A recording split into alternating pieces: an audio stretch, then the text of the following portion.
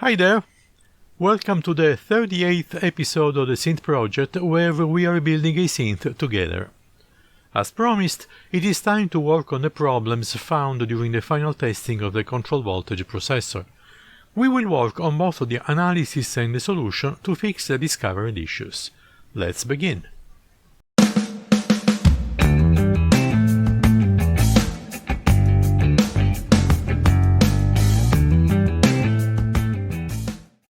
I started by examining the problem with the voltmeter. You will surely remember that for lower input voltages, the sixth LED was turning on with no reason. To work on the problem in the closest possible way to the circuit current installed in the synth rack, I decided to assemble a circuit on the same PCB used for the actual module. Rather than mounting everything, I have just mounted the components for the voltmeter, and I put the 10 LEDs directly on it, rather than using connectors and wires. This way I can concentrate on a single circuit, disregarding everything else. Hopefully the fix will be simple to implement by changing or adding one or more components on the current PCB. If the fix ends up to being a complicated one, then I will have to design a new PCB and throw away the old ones. Let's start by adjusting the true input to obtain a correct reading of the voltage on the LEDs. The PCB is powered through the appropriate power supply connector, which is attached to this perf board and from there to this power supply that provides all the voltage necessary at the same time. The voltmeter input is connected instead to this other power supply, currently providing a plus 5 volts DC. Since the number of active LEDs is greater than 5, I need to work on the true input tuning to obtain the correct amount of 5 illuminated LEDs. As done in the past, I am going down to 4 and then back to 5 to make sure I don't overshoot with the tuning. Okay. Now let's try with 8 volts. And the correct number of 8 LEDs is now on. Let's finally try with 10 volts. And all the LEDs are on. The circuit should therefore be correctly tuned. Let's now play a little bit changing the input voltage to see if I can reproduce the problem. And it doesn't seem I can see the problem, unfortunately. Well, let's try with the other range of 1 volt. And there it is, the problem appears immediately, so it seems to happen only with the lower range. Let's start trying to understand what is going on. To work properly on the circuit, I redesigned the part of interest by printing the block diagram of the IC used as a voltmeter, and adding around all the components that make it work. This one highlighted in green is the part of the IC that causes the sixth LED to turn on improperly. And I cannot see anything wrong with that unless there is some noise that is spread across this voltage divider and causes the comparators to provide wrong information. The noise hypothesis seems to be the correct one. In fact, right now we have an input voltage of 0, but we have 3 illuminated LEDs. First thing, I want to try to eliminate the possibility that the noise comes from the actual input, rather than the voltage divider. This way I can reduce the possible causes for the problem and isolate the actual one. So let's start by measuring what we have at the voltmeter input using the oscilloscope. I am setting the oscilloscope to measure only the AC component of the signal, cutting out the DC signal. This way I can verify the presence of the noise that may sit on top of the DC input voltage. Looking at the complete schematic, we need to put the oscilloscope close to the point where the signal enters the circuit. Note that here we have an op-amp which, when the range is set to 1 volt, has a gain of 10. If some noise enters from the input, it will be immediately amplified by this factor and could cause problems. If we actually find noise at this point, we could short it toward ground by adding a capacitor right in this point. If that doesn't work, then we will have to look at the reference voltage that powers the voltage divider, and that could be done adding a capacitor over here to short the noise in this other point. The thing is that I don't believe there is a problem with the reference voltage, because that comes from the power supply that is well stabilized and filtered. Anyway, let's start from the beginning and connect the oscilloscope probe right to this point, where the input voltage enters the op-amp. And this is pin 5 of the LM358. Oh, look at that! As soon as I touched the pin with the probe, all the LEDs turned off. And additionally, the oscilloscope is not showing any presence of noise. This means that just the internal capacitance of the probe and oscilloscope, which is around 20 picofarad in parallel with the oscilloscope input, is able to shunt the noise present on pin 5 and eliminate the problem. See, the problem comes back as soon as I remove the probe, and goes away as soon as I put back the probe. Well, that was easy, we found the problem immediately. Now we should try it with a real capacitor put in there and see how the circuit behaves with that.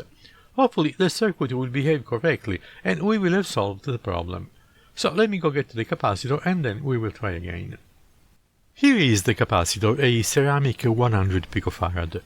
I will have to put it in between pin 5 and ground, exactly where the oscilloscope probe was put.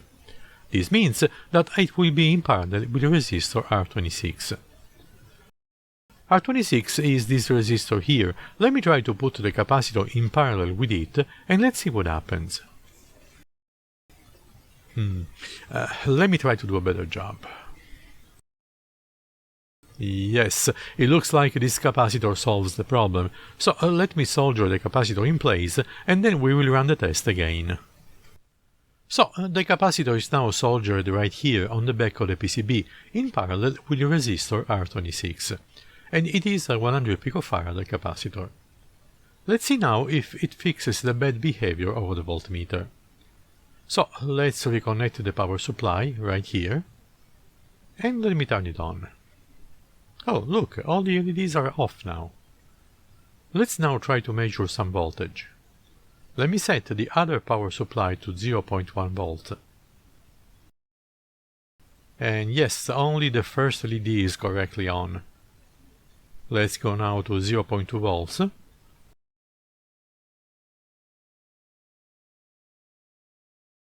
And the illuminated LEDs are now 2. Now 0.3 volts.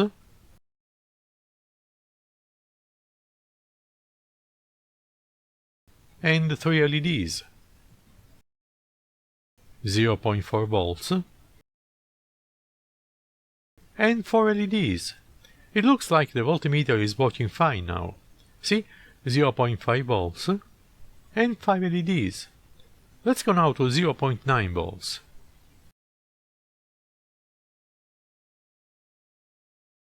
Yeah, and 9 LEDs are on. It's perfect. That's how it's supposed to work. However, now to be 100% sure, let me disconnect the input. And all the LEDs turn off. Very good. So we can definitively say that the problem has been corrected. Summarizing, when the op-amp was set to a gain of 10, there was some noise propagating to the input of the voltmeter chip, probably caused by some high-frequency auto-oscillation. The capacitor shunts that noise to ground and everything now works fine. So this fix is completed and we can go on to fix the second problem. To test the sample and hold circuit, I decided to proceed similarly to the voltmeter. So I built the circuit on the PCB itself, the same I used to test the voltmeter. And actually I'll probably use the voltmeter itself to run some tests on the sample and hold circuit and study how to fix its problem. Here is the setup to run the tests. I am using the little circuit on the perfboard to manually generate the trigger signals, and I also connected the output of the sample and hold circuit directly to the input of the voltmeter, currently set to the 1 volt range. If I now generate a trigger, the voltmeter shows 0.1 volt. But then, look what happens. The voltage increases, which means the capacitor keeps charging, even if it shouldn't. In fact, the power supply that injects the signal into the sample and hold input is set to 0.1 volts only. Whenever we push the trigger button, we should have a stable output of 0.1 volt, or, over a long time, it should go lower, because the capacitor should end up slowly discharging. Instead, we see the voltage increasing. So, now that we have replicated the problem, we have to figure out why it happens. Let's take a look at the schematic. The voltage used to charge the capacitor comes from this side. And because this voltage is kept low over time, it cannot cause the capacitor to charge above that value. Also, the extra voltage on the capacitor cannot come from here either, because this voltage is kept negative, not even positive. And finally, here we have the same voltage as the trigger, which is normally 0 volt, unless we push the button, of course. So nothing can go to the capacitor from this route either, if we don't push the trigger button. By exclusion, the problem must therefore be here, in this op-amp. It looks like the op-amp is injecting current backward toward its non-inverting input, thus charging the capacitor. Further, from the rate of voltage increase observed on the LED voltmeter, it seems like there is something like 6.8 megs resistor on this side that is directly connected to the positive of the power supply. So let's take a look at the datasheet of the op-amp and see if we can figure out why this is happening. Looking at the schematic of the op-amp, the non-inverting input is directly connected to the gate of this p-channel JFET. So there must be some current leakage coming from this transistor that polarizes the JFET itself. Let's check now on the datasheet how much current can actually leak from the op-amp input. Looking at the electrical characteristics of the op-amp, the only close thing is this input offset current.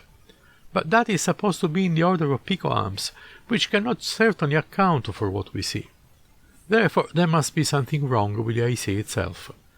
Let's check it up close. Here is an enlargement of the top of the IC. Take a look at the Texas Instruments logo in here.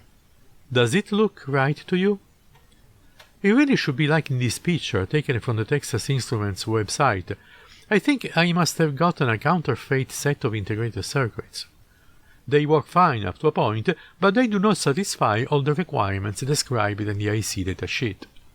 At this point, I think the right thing to do is to order a new batch of ICs from a reputable distributor to make sure they actually come from Texas Instruments and are not counterfeits from some other producer. The right thing to do at this point is to just wait for the new components to arrive and continue to analyze the sample and hold issue on a true TL074. I will also postpone the implementation of the final solution for the voltmeter on the finished module. Once I reach a solution for the sample and hold, I will fix both circuits at the same time. Hopefully in the next episode we will finally complete the odyssey of this control voltage processor. Right now I can just say goodbye and see you in the next episode, while also remember you to subscribe to the channel and enable the notifications if you haven't done so already, so you will avoid missing any future episode. Happy experiments!